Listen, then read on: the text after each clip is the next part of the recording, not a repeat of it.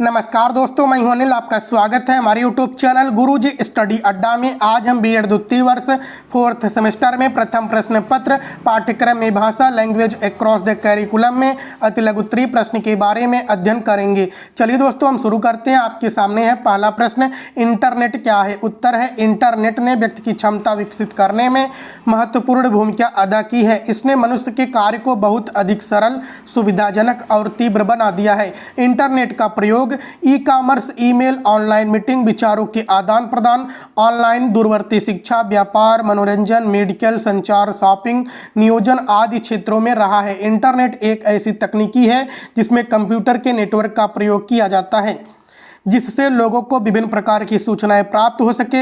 Internet के द्वारा विभिन्न प्रकार के दस्तावेज, वैज्ञानिक आंकड़े, विभिन्न प्रकार के विज्ञापन, संस्थाओं के विषय में सूचनाएं उपलब्ध हो जाती हैं। ये सूचनाएं दुनिया के किसी भी कोने में किसी भी समय शीघ्रता एवं समग्रता से प्राप्त की जा सकती हैं।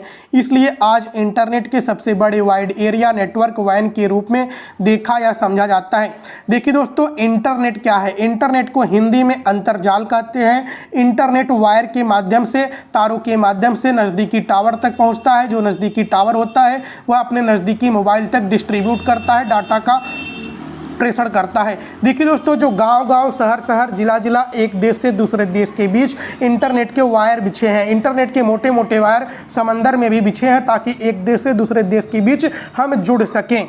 दोस्तों, इंटरनेट के माध्यम से हम आदान प्रदान करते हैं, संप्रेषण करते हैं। इंटरनेट के माध्यम से ई कॉमर्स, ईमेल भेजते हैं, ऑनलाइन मीटिंग करते हैं, विचारों का आदान प्रदान करते हैं, दूरवर्ती शिक्षा ग्रहण करते हैं। इंटरनेट के माध्यम से या मनोरंजन करते हैं। दोस्तों, इंटरनेट के माध्यम से लगभग सभी जानकारियाँ हमको इंटरनेट पर प्राप्त हो जाती हैं। कुछ भी सर्च करते हैं इंटरनेट पर, हमको तुरंत जानकारी प्राप्त हो जाती है, चाहे वह किसी भी देश के संबंध में हो, किसी भी गाँव, जिला, शहर, कहीं के भी बारे में जानकारी लेनी हो, इंटरनेट के माध्यम से हम फटाक से जानकारी प्राप्त कर लेते हैं। अगला प्रश्न है, इंटरनेट की विशेषताएं क्या है? उत्तर है, यह बड़ी मात्रा में विभिन्न प्रकार के आंकड़ों की प्राप्ति में सहायक होती हैं। दूसरा पॉइंट है, यह ज्ञान का विकास तथा ज्ञान का विस्तार करता है। तीसरा पॉइंट है, इंटरनेट के माध्यम से अनेक मल्टीमीडिया संबंधी कार्यक्रम भी प्रस्तुत किए जा सकते हैं, जैसे वीडियो कॉन्फ्रेंसिंग, डॉक्यूमेंट रिट्रीवल आदि। देखिए दोस्तों, इंटरनेट के माध्यम से हम त्वरित जानकारी प्राप्त करते हैं। वीडियो कॉन्फ्रेंसिंग के माध्यम से हम एक दूसरे के सामने इलेक्ट्रॉनिक डिवाइस के माध्यम से बैठकर बातें कर सकते हैं, चेहरा भी देख सकते हैं, डॉक्यूमेंट भी प्राप्त कर सकते हैं इंटरनेट के माध्यम से। अगला पॉइंट है, इंटरनेट विभिन्न प्रकार की वार्ताओं जैसे व्यापारिक वार्तालाप, राष्ट्रीय तथा अंतर्राष्ट्रीय वार्तालाप में सहायक होता है। देखिए दोस्तों, इंटरनेट के माध्यम से हम एक देश से दूसरे देश के बीच में जानकारी प्राप्त करते हैं।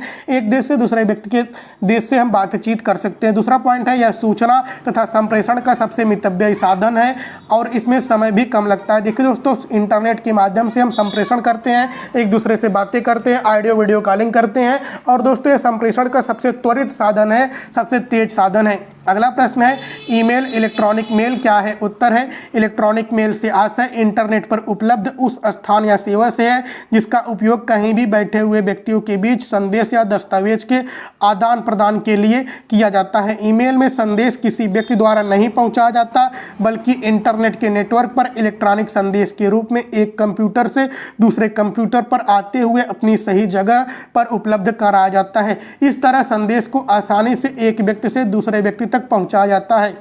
यदि कोई सूचना या दस्तावेज इलेक्ट्रॉनिक रूप से एक कंप्यूटर से दूसरे कंप्यूटर में हस्तांतरित हो जाए तो उसे इलेक्ट्रॉनिक मेल कहा जाता है। देखिए दोस्तों, जो ईमेल होता है, ईमेल यह एक डाकिए का कार्य करता है। दोस्तों, यह वीडियो, ऑडियो, डॉक्यूमेंट एक कंप्यूटर से दूसरे कंप्यूटर पर भेजता है। दोस्तों, जो एक कंप्यूटर से दूसरे कंप्यूटर पर भेजने के लिए एड्रेस होते हैं, जैसे कि फलाने @gmail.com, जो एड्रेस होते हैं, इसी एक निश्चित एड्रेस पर ईमेल किया जाता है, एक निश्चित एड्रेस पर डॉक्यूमेंट को भेजा जाता है। तो दूसरा व्यक्ति जो दूसरे कंप्यूटर पर बैठा होता है जब प्राप्त करता है तो इसे हम इलेक्ट्रॉनिक मेल कहते हैं।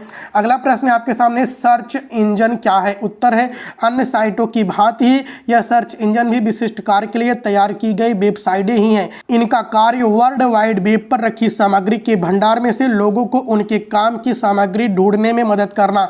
यदि आपको इच्छित सामग्री का सही पता ठिकाना नहीं है तो सर्च इंजन ही आपकी मदद कर सकते हैं। इसलिए आज करोड़ों लोग इसे बार बार काम में लेते हैं। देखिए दोस्तों, सर्च इंजन क्या है। सर्च इंजन आपकी मनपसंद की वस्तु की सामग्री को ढूंढने में मदद करता है। जैसे कि गूगल एक सर्च इंजन है। जब हम गूगल पर लिखते हैं B.Ed 4th सेमेस्टर classes.com, तो दोस्तों हमको B.Ed 4th सेमेस्टर से संबंधित सभी जानकारी प्राप्त हो जाती हैं। और दोस्तों जब हम लिखते हैं gurujistudyadda.com, गूगल पर गूगल एक सर्च इंजन है, तो गुरुजी स्टडी अड्डा से संबंधित जिनकी भी चैनल होगा वह उससे संबंधित सभी जानकारी आपको मिल जाएगी। तो सर्च इंजन का कार्य होता है कि आपके मन पसंद की सामग्री को ढूंढकर आपके सामने प्रस्तुत करना। अगला प्रश्न आपके सामने, स्लाइड प्रोजेक्टर क्या है। उत्तर है स्लाइड प्रोजेक्टर के माध्यम से स्लाइड की बड़ी प्रतिकृति को सामने लगी स्क्रीन पर दीवार पर प्रदर्शित किया जाता है। स्लाइड प्रोजेक्टर पर संबंधित प्रकरणों पर अलग अलग आंकड़ों, डायग्राम, स्केच, फोटोग्राफ तथा संदेश आदि अलग अलग स्लाइडों पर अंकित किए जाते हैं। आवश्यकता अनुसार इन स्लाइडों को एक एक पर्दे पर प्रक्षेपित किया जाता है तथा संबंधित विषय वस्तु की व्यवस्था की जाती है। स्लाइडें दो प्रकार की बनाई जाती हैं, शीशे की तथा फोटोग्राफिक्स पेपर की स्लाइडें। शीशे से बनी स्लाइड भारी होती है तथा इसके टूटने का भय रहता है, इसलिए इस समय सुविधा की दृष्टि से फोटोग्राफिक्स पेपर पर स्लाइडें बनाई जाने लगी हैं। स्लाइड का उपयोग सूक्ष्म से सूक्ष्म अध्ययन हेतु किया जाता है। इसे सूक्ष्मदर्शी से व्यक्तिगत रूप से दिखाया जाता है, लेकिन जब इसे पूर्ण कक्षा में प्रदर्शित करना होता है तो प्रोजेक्टर का प्रयोग किया जाता है। स्लाइड प्रोजेक्टर द्वारा 35 मिलीमीटर की स्लाइड की बड़ी इमेज को सामने लगी दीवार के पर्दे पर दिखाया जाता है। देखिए दोस्तों, जो स्लाइड प्रोजेक्टर होता है या पर्दे के माध्यम से उस पर्दे पर फोकस करते हैं और उस पर चित्र आपके अनुसार प्रदर्शित होते हैं। अगला प्रश्न आपके सामने, ओवरहेड प्रोजेक्टर क्या है। उत्तर है ओवरहेड प्रोजेक्टर में दिखाई जाने वाली सामग्री का प्रतिबिंब दिखाने वालों के पीछे तथा उसके सिर के ऊपर से आता है। इसमें एक पारदर्शी छाया समतल के रूप में रोशनी के स्रोत पर प्रस्तुत की जाती है। रोशनी इस पारदर्शी वस्तु के पास से गुजरती है और फिर पर्दे पर वक्ता के पीछे से एक कोण के रूप में प्रतिबिंब होती है। इसे ही ओवरहेड प्रोजेक्टर कहते हैं। देखिए दोस्तों, जो ओवरहेड प्रोजेक्टर होता है या पर्दे के माध्यम की तरह ही होता है, जिस पर हम किसी दीवार पर, किसी पर्दे पर हम फोकस करते हैं, प्रोजेक्टर को फोकस करते हैं तो वह चित्र वीडियो चलता है। अगला प्रश्न है आपके सामने, दूरदर्शन प्रसारण के समय शिक्षक की भूमिका। उत्तर है निर्धारित समय से कुछ समय पूर्व टीवी खोल दिया जाए, साथ ही अन्य औपचारिकताएं पूरी कर लेनी चाहिए। देखिए दोस्तों, जब दूरदर्शन का प्रसारण होता है उससे पहले आपको तैयार होना चाहिए, टीवी को ओपन कर दिया जाना चाहिए, आपकी सभी औपचारिकताएं पूरी कर लेनी चाहिए। दूसरा पॉइंट है, प्रसारण की समय अवधि में छात्रों के साथ पूर्ण समय तक कक्षा में विद्यमान रहें, जिससे अनुशासन बना रहेगा और अच्छी तरह प्रसारण देख सकेंगे। यानी कि प्रसारण के समय आप कक्षा में शिक्षक भी उपस्थित रहे ताकि छात्र अनुशासन हीनता न करें। अगला पॉइंट है आपके सामने, अपने सहयोगी शिक्षक को प्रसारण देखने के लिए बुलाना चाहिए। प्रसारण की अच्छी बातों को लिपिबद्ध कर लेना चाहिए, जिससे प्रसारण के उपरांत वार्तालाप में इस सामग्री से लाभ उठाया जा सके। देखिए दोस्तों, प्रसारण के समय जो भी बातें बताई जाए, जो भी मोटी मोटी पॉइंटें हो, उसे लिपिबद्ध कर लेना चाहिए, लिख लेना चाहिए, ताकि उसके विषय वस्तु से संबंधित बाद में चर्चा पर चर्चा की जा सके। चौथा पॉइंट है, प्रसारण के समय छात्रों की गतिविधियों पर नजर रखें। अगला प्रश्न आपके सामने, शिक्षण सूचनाएं। उत्तर है सामान्यतः शिक्षण का अभिप्राय कुछ कहने, प्रदर्शित करने, कौशल अभिवृत्ति तथा सूचनाओं को देने से लगाया जाता है।